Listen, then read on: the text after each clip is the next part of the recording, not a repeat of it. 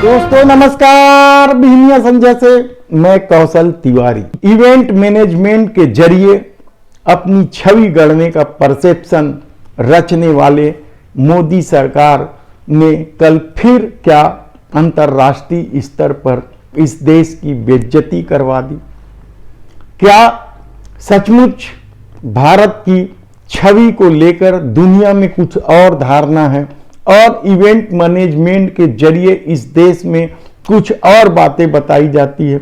यह सवाल हम इसलिए उठा रहे हैं क्योंकि कल पहली बार इस देश में प्रेस की आजादी को लेकर जब पत्रकारों ने सवाल पूछा तो मोदी सरकार पर यह सीधा हमला था।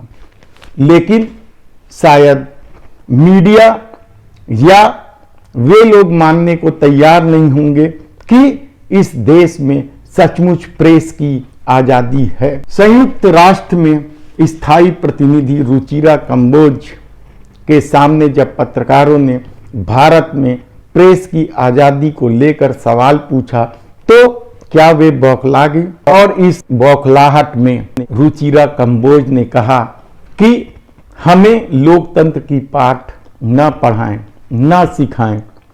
भारत के पास दुनिया के सबसे बड़े लोकतंत्र की सदियों पुरानी विरासत है। हम प्रेस की आजादी को और लोकतंत्र के मायने को अच्छी तरीके से समझते हैं। लेकिन हकीकत क्या है? पूरी दुनिया में भारत की छवि किस तरीके से इन 7-8 सालों में बनी है, यह किसी से छिपा नहीं है। ग्लोबल इंडेक्स में हम हर स्तर पर पिछड़ते चले जा रहे हैं। भूखमरी हो, टॉलरेंस हो, खुशहाली हो, बेरोजगारी हो, महंगाई हो, हर मामले में भारत की छवि किस तरीके से बनी है यह किसी से छिपा नहीं है। ऐसे में जब कल रुचिरा कंबोज से पूछा गया इस देश में पत्रकारिता की आजादी को लेकर तो उन्होंने रटा रटाया जवाब दे दिया। लेकिन क्या यह हकीकत है? इन सालों में क्या कुछ हुआ है? प्रेस की आजादी के नाम पर यह किसी से छिपा नहीं है। हाल में ही एनडीटीवी वाला मामला गर्म है, इसे आप प्रेस की आजादी से न जोड़ें।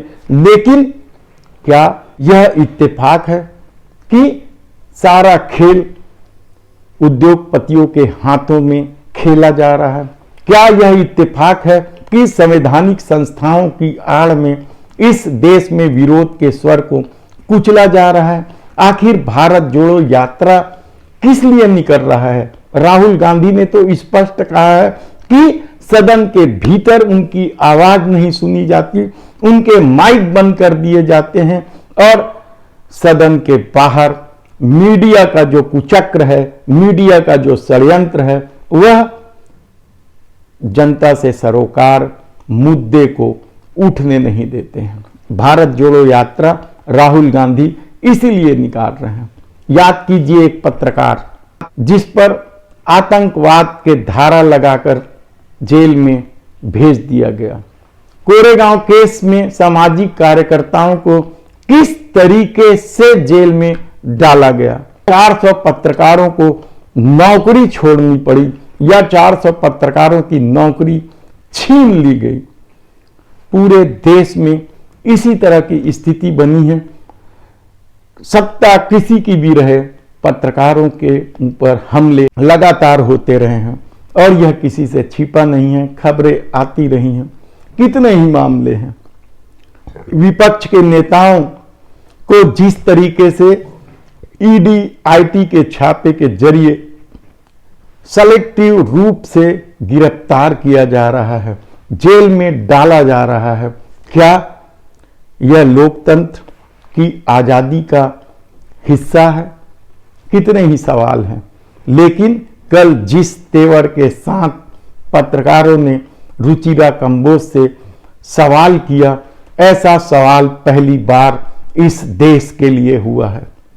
प्रेस की आजादी को लेकर भारत की जो छवि थी उस पर करारा प्रहार है। कह सकते हैं कि यह विदेशी साजिश का हिस्सा है, क्योंकि आजकल हर मुद्दे को विदेशी साजिश का हिस्सा बता दिया जाता है, राष्ट्रीय हित से जोड़ दिया जाता है। पेगासस क्या भूल गए हैं? क्या वह लोकतंत्र का हिस्सा था जिसमें पत्रकारों, विपक्ष के नेताओं, जज, मुख्य चुनाव आयुक्त, मंत्री, किसी को नहीं बख्शा गया, सबके बेडरूम में झांकने की कोशिश हुई और जब मामला न्यायालय में गया तो उसे देश हित में बता दिया गया।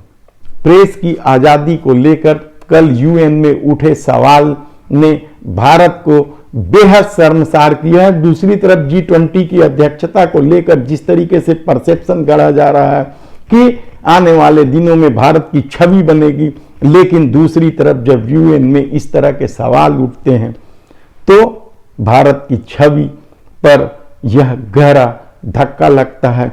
लेकिन यह बात किसी को समझ में नहीं आएगी, क्योंकि इन दिनों देश हित, हिंदुत्व या छद्म राष्ट्रवाद के नाम में राजनीति को अपने अनुकूल करने की जो कोशिश हुई है, जो परसेप्शन गढ़ा जा रहा है, जो इवेंट किया जा रहा है, उसके बाद क्या आने वाले दिनों में इस तरह के सवाल नहीं उठेंगे?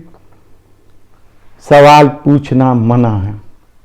रवीश कुमार ने जिस तरीके से कल ट्वीट किया कि मैं एनडीटीवी छोड़ चुका हूं, प्रधानमंत्री जी आप अब वहां जाकर इंटरव्यू दे सकते हैं, कितनी बड़ी बात है। क्या इस तरीके का खेल इस देश में नहीं हो रहा है? क्या राज्यों में पत्रकारों की हत्या नहीं हो रही है, उन्हें प्रताड़ित नहीं किया जा रहा है?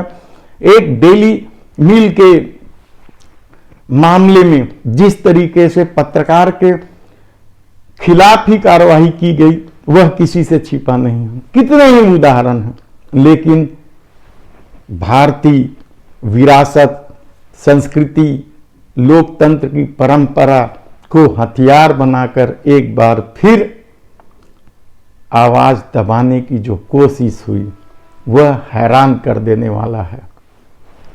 धन्यवाद।